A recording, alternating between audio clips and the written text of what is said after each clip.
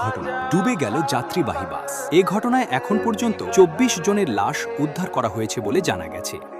নিহতদের মধ্যে রয়েছেন সালমান নামের এক যুবক। সৌহার্দ্য বাস দৌলতিয়া ঘাটে ডুবে গিয়েছে, দেখি তো নিউজটা। জানা যায় তার বাড়ি ঝিনাইদহ জেলার নলডাঙ্গা ইউনিয়নের যাত্রাপুর গ্রামে। এখন চাচাকে আমি কিভাবে বোঝাবো? চাচা বাড়িতে আছে? ও সিয়াম, কোনো খোঁজ পেয়েছো? কল কি ধরেছে? ও কি পৌঁছিয়েছে? চাচা ওর সাথে আমি যোগাযোগ করতে পারিনি। চাচা ও যে বাসে উঠিল, সৌহার্দ্য বাস, ওই বাসটা মনে হচ্ছে উল্টিয়ে গিয়েছে। কি বলো তুমি? গাড়ি অ্যাক্সিডেন্ট করেছে? চাচা বসেন বসেন। চাচা তেমন কিছু হয়নি, আপনি দুশ্চিন্তা করেন না। ফয়সাল, কোনো সংবাদ পালি মনি? চাচা, সালমানের নেই।